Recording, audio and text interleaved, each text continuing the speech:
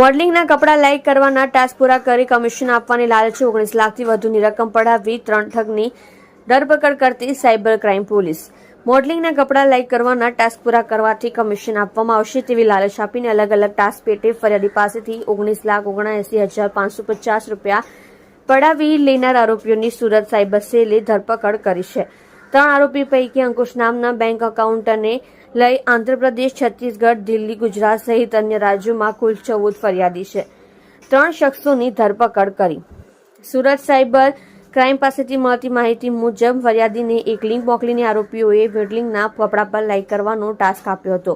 આ વેબસાઇટમાં રજીસ્ટ્રેશન કરાવી અલગ અલગ ટાસ્ક પેટે રૂપિયા ભરવા જણાવતા ફરિયાદીએ અલગ અલગ બેંક એકાઉન્ટમાં કુલ 19.79 લાખ રૂપિયા જમા કરાવ્યા હતા, પરંતુ તે લોકોએ પરત ફરિયાદીને કર્યા ન હતા, જેથી ફરિયાદીએ સુરત સાયબર ક્રાઇમ બ્રાન્ચમાં છેતરપિંડીની ફરિયાદ નોંધાવી હતી।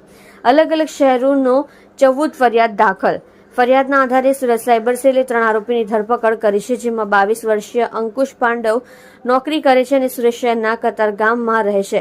તેણે પોતાનું ફેડરલ બેંકના એકાઉન્ટમાં 5,000 રૂપિયા કમિશન લઈ અન્ય આરોપી પ્રેમને આપ્યા હતા।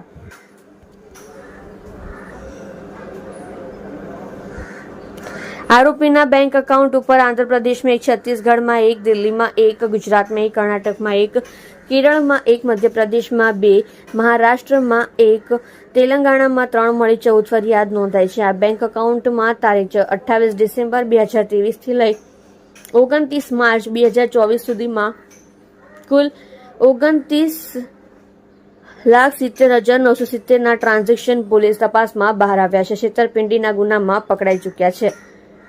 10 લાખ ફ્રીઝ કરાવવામાં આવ્યા। સાયબર ક્રિમિનલ્સ દ્વારા ઓનલાઈન સોશિયલ મીડિયા પર જાહેરાત આપવામાં આવે છે અથવા SMS, વોટ્સએપ, ટેલિગ્રામ ઘરે બેઠા કમાવા માટેના મેસેજ મોકલવામાં આવે છે।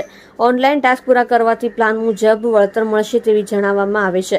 શરૂઆતમાં ઓછી રકમના પ્લાનમાં ટાસ્ક પૂરા કરવાથી વળતર આપવામાં આવે છે, ત્યારબાદ પ્રીમિયમ VIP પ્લાનમાં એડ થવાથી વધુ વળતર મળશે તેવું જણાવવામાં આવે છે। પ્રીમિયમ VIP પ્લાન લીધા બાદ ટાસ્ક પૂરો કરતા સમયે નવા ઓર્ડર ટાસ્ક જનરેટ કરી વધુ નાણાં પડાવવામાં આવે છે અને છેતરપિંડી કરવામાં આવે છે।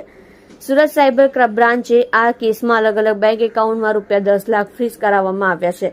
આવા કેસોથી એલર્ટ રહેવા શું કરવું? આ પ્રકારના ફ્રોડથી બચવા અજાણ્યા વ્યક્તિ દ્વારા SMS, ઈમેલ, ટેલિગ્રામ ઉપર મોકલવામાં આવેલા અજાણી શંકાસ્પદ લિંક પર ક્લિક કરશો નહીં। ઓનલાઈન ટાસ્ક કમ્પ્લીટ કરવાનું જણાવી ઉચ્ચ વળતર આપવામાં આવશે તેવી ભ્રામક જાહેરાતોથી સાવચેત રહેવું। આ પ્રકારના ફ્રોડથી બચવા માટે અજાણ્યા વ્યક્તિ દ્વારા અજાણી એપ્લિકેશન ડાઉનલોડ કરવા જણાવે તો એપ્લિકેશન ડાઉનલોડ કરશો નહીં। સોશિયલ મીડિયા પ્લેટફોર્મ ઉપર આવતી લોભામણી ઓફરોથી લજાશો નહીં।